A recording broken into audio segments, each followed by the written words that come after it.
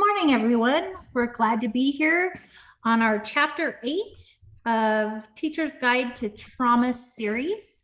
And this one is Teach Me to Self-Regulate. I am Catherine Trujillo.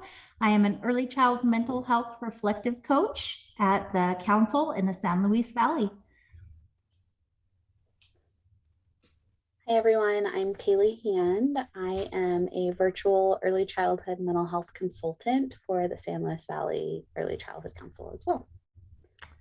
Hi everybody, Happy New Year and welcome back. I'm Deb Benally. I'm also an early childhood mental health consultant at the Council in the Valley.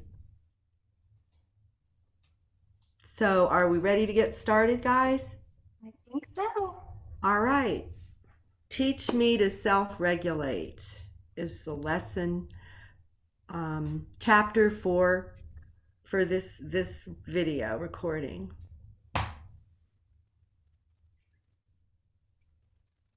Okay, can you move the slide, Catherine? Ryan.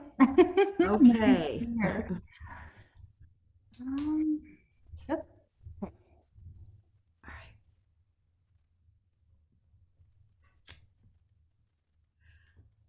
Give me a place to self-regulate. A lot of children and even adults that are dealing with trauma in their lives have difficulty with self-regulation. That's what we've been focusing on since chapter 1.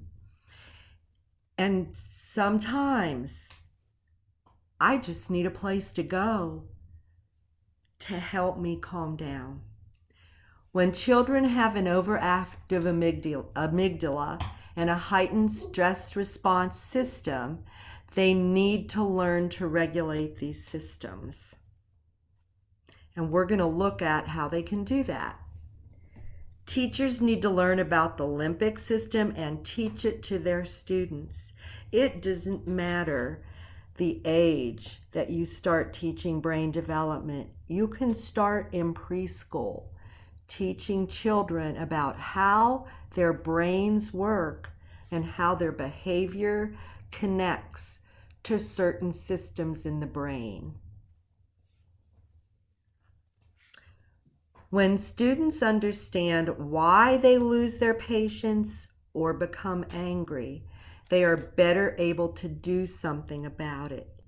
Instead of labeling those students as the bad kids, we need to understand what's happening in their brain that's causing the behavior.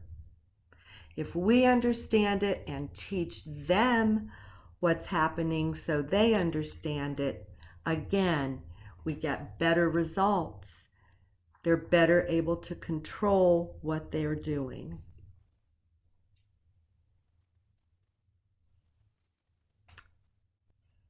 An excellent resource to teach about the limbic system and provide suggestions for regulation activities is the Mind Up curriculum, which provides developmentally appropriate lessons for K through 2, 3 through 5, and 6 through 8th grades. It might be worth looking into. And I think I pass it on to Kaylee. All right, so creating a space in the classroom for children to participate in regulation activities. A chill out space, keep calm corner, or place of peace can be created. And as a lot of people just call it a cozy corner, calm down corner. I've seen tents, pictures like this here, but filled with comforting and cozy items to help regulate through those stress responses. Being able to teach the children how to use this space. The regulation space should be a place where children can go to actively work to regain control of their emotions. Places where they can go to practice those deep breaths and various like body squeezes. Oh, I apologize for the dogs barking. But ways for them to learn that that space is a safe place to calm down through those emotions. When children demonstrate the need for regulation, encourage them to go into the calm corner, allowing them the time to also understand their body as the warning signs are coming, and learning to kind of be proactive within those emotions versus reactive. You may notice that one of your students takes up residence in the place of peace. If you know this child has been exposed to trauma, make a plan to increase the time that the student is able to work in the general classroom space. So allowing a child to utilize that place of peace while also helping to encourage the safety of the general classroom. And last but not least, to be patient. You and your student are learning together and building a relationship of trust. Know that all children will learn to self-regulate in different ways and different intervals. And they are going to be easy and not so easy days. There may be days that the cozy corner works wonders and works quickly.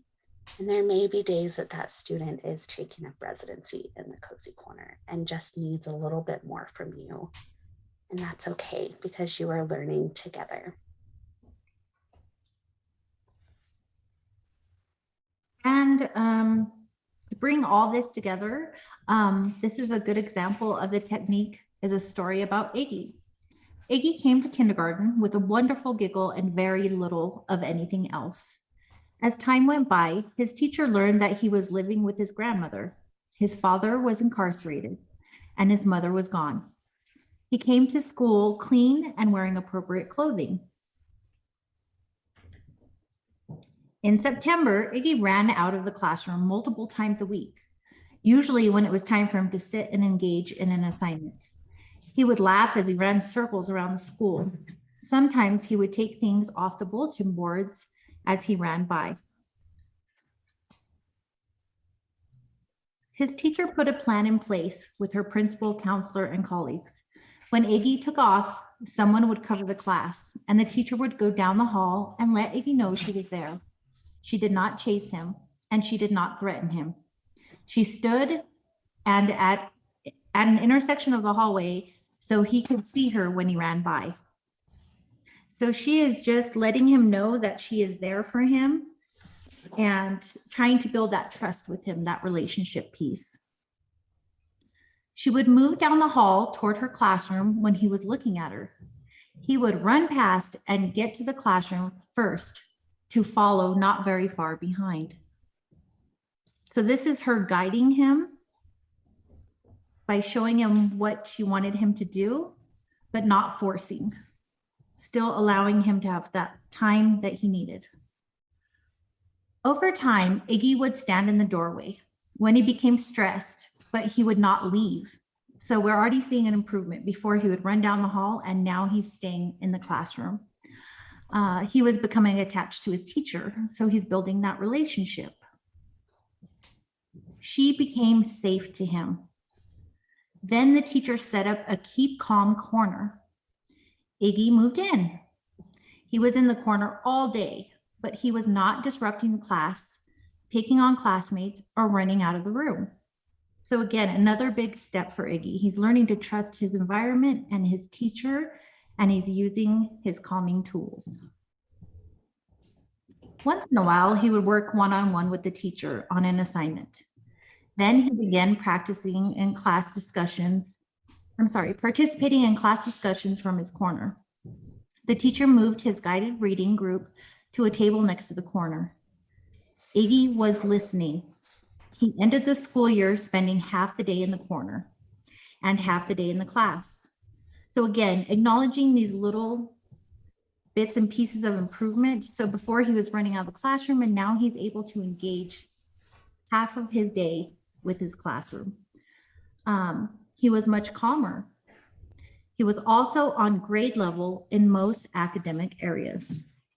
So when we say kids hear more than we think, that's a good example right there. He was learning even though he was spending time in the cozy corner. And this is our reference sheet. This is the book that we got all of our information for these wonderful tidbits for you guys. And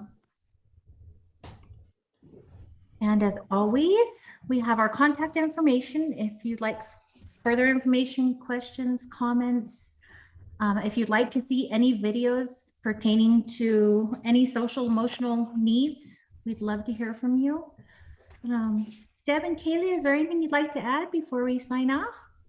Nope, it's just great to be back, and we'll have more of the chapters to continue, right, Catherine? Oh, they're in progress. So thank you, everyone. Yeah. Same thing. Just glad to be back and excited to start the new year.